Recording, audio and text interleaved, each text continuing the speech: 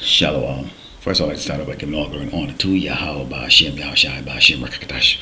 Double honors to teachers, elders, and apostles of great millstone, likewise, brothers putting on the truth. Faithfully, fearlessly feeding the sheep unto you, brothers and sisters, doing it. Shalom. Today's lesson is titled Untouchable Eve. Consider this. Now, I'm going to show you a video clip today.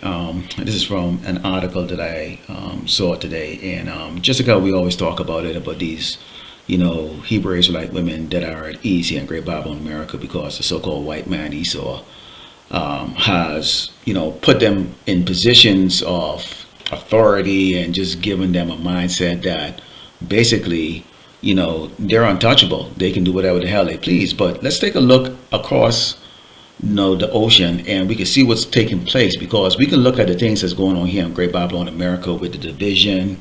You have a looming war, you have talks of civil war or civil unrest. You can clearly see right now that the target right now is the Hebrew Israelites, which is the so-called blacks and Americans and Latinos. Okay, right now with them really targeting the the Northern Kingdom tribes. You have an uncertain economy. Okay, and you have a lot of these weird incidents that's taking place, plane crashes, a lot of accidents, on the highway and the byway. And you have now talks about IED, being placed around certain cities by the drug cartels. Okay, Trump has identified them as so-called Latinos. Okay, so I'm going to show you this clip here, and then we're going to go into the scriptures. Hundreds of Congolese women faced unimaginable horror when Rwandan-backed militants raided Goma's Munzenzi prison. During a mass jailbreak, the female inmates were brutally attacked. They were all raped, and then they set fire to the women's wing, said UN peacekeeping chief Vivian van de Peer. The M23 rebels, named after the 23rd of March 2009 accord, reignited conflict against the Congolese government. Their swift advances in North Kivu province forced tens of thousands to flee Goma. The rebels' actions have left the city, home to over 1 million people, under their control. The UN Office of the High Commissioner for Human Rights warns of sexual violence as a weapon of war in Goma. So as you saw in that clip, what happened was, Rwanda has always had like a civil war going on, and you saw the man, they raped those women, but they didn't just rape them and just let them go. They raped them and then they burned them as if these women were just nothing. And what we try to get to you, Eve, is we're coming into a time right now, okay, where, your ability to walk around and dress as you see fit and nod your head and, lay in bed or lay with whoever the hell you please like that, that's about to come to an end. And what you value so much, which is between your leg, is going to become the detriment, okay, or basically a liability for you. Let's go into the book of Psalms 10 and verse 5. It reads, "His ways are always grievous, but thy judgments are far out of his sight. As for all his enemies, he puffeth at them." Now we're talking about Esau, the Edomite, the so-called white man. And if you think that Great Babylon America, with all of its laws and all of its sentries patrolling the streets and in the the cities and stuff, would be a deterrence from things that take place. Keep in mind that Trump only targeted, for you to see the Northern Kingdom tribe men, that he sent to so-called South America. Okay, but what about the rapist Chinese and the rapist Middle Eastern men and the rapist Hamas? Those men that are used to doing the things that you see in the video, where they go around and life is nothing to them. Taking a life is nothing to them. You're gonna have convenience, prison breaks, okay? You're gonna have created serial rapists, okay? These are things that is gonna be taking place here. And Trump, or I should say Esau, they already been watching how our women act. They already know right now, Jake's them, particularly Eve, you're at a relaxing state. You're not on your P's and Q's. You're not really looking around, and you definitely, you're not going to listen to the prophets or the people that look like you, who are giving you this warning of the fact that this is a spiritual war that is against the tribes, okay, because you're in that high and mighty mindset. Let's go into the book of Isaiah 32, verse 9. Read, "Rise up, ye women that are at ease, hear my voice, ye careless daughters, give ear unto my speech. Many days and years shall ye be troubled, ye careless women." Now notice it says days and years. So this isn't going to be these trouble that's going to be coming here at the Great Bible of America is not going to be a short period of time, a couple of months or whatever the case like that. It could be years. Okay, we don't have a definitive amount of years, but when you're in trouble, man, it's a day can seem like a really long time. It says, "For the vintage shall fail, the gathering shall not come. Tremble, ye women that are at ease. Be troubled, ye careless ones, that strip you and make you bare, and gird sackcloth upon your loins. They shall lament for teats, for the pleasant fields, for the fruitful wine." So right now you have the ability to eat, drink. I don't need no man. Esau's taking care of you.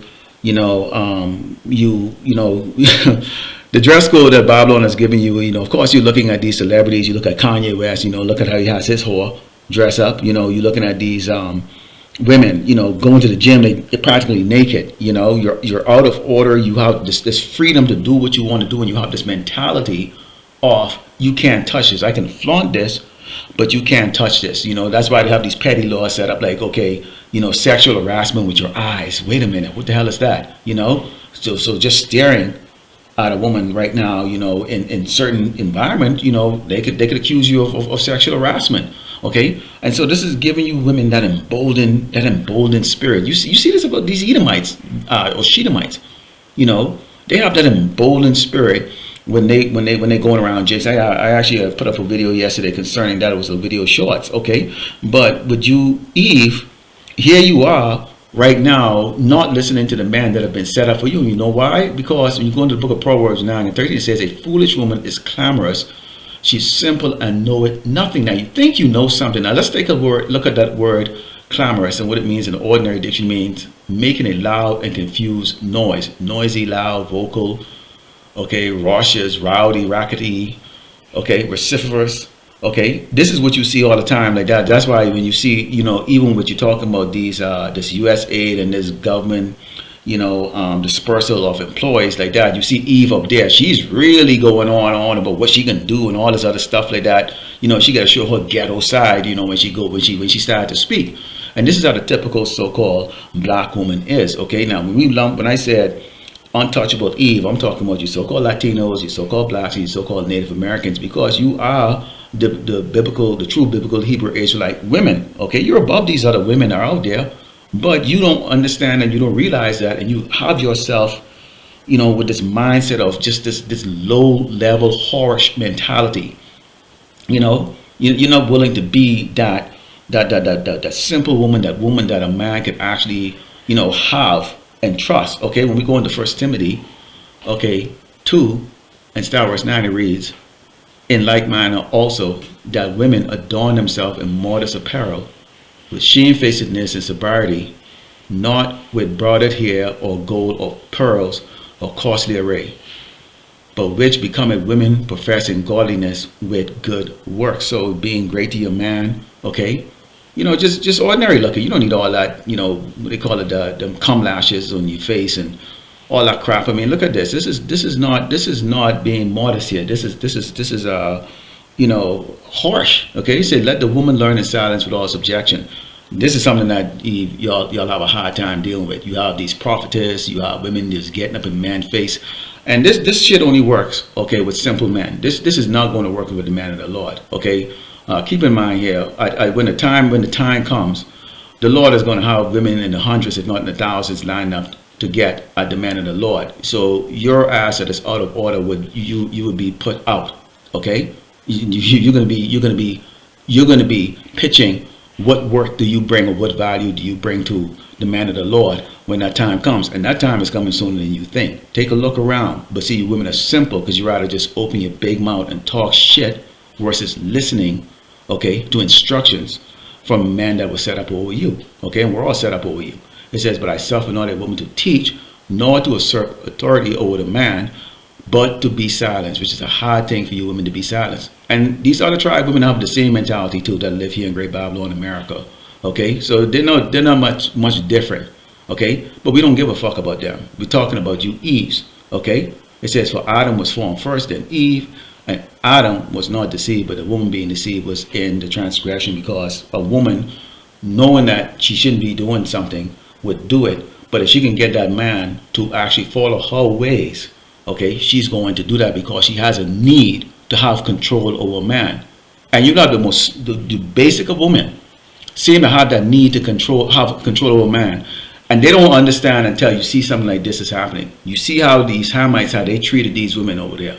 They raped them, every single one of them. This is coming to Great Babylon, America. Let's go into the book of Isaiah 13 and starting with verse 15. Because again, we can talk, but until you actually get into that situation where you're going to feel that, okay, until you are in that situation where now that same man that you've talked down to like a doggone little a pooch, okay, now you expect him to rise up and be that hero for you. That's not going to happen, because the Lord is going to put that doggone little soft nigga to death, okay, to ensure that you get your doggone judgment, okay, that's in store for you. Because don't cry to the man of the Lord.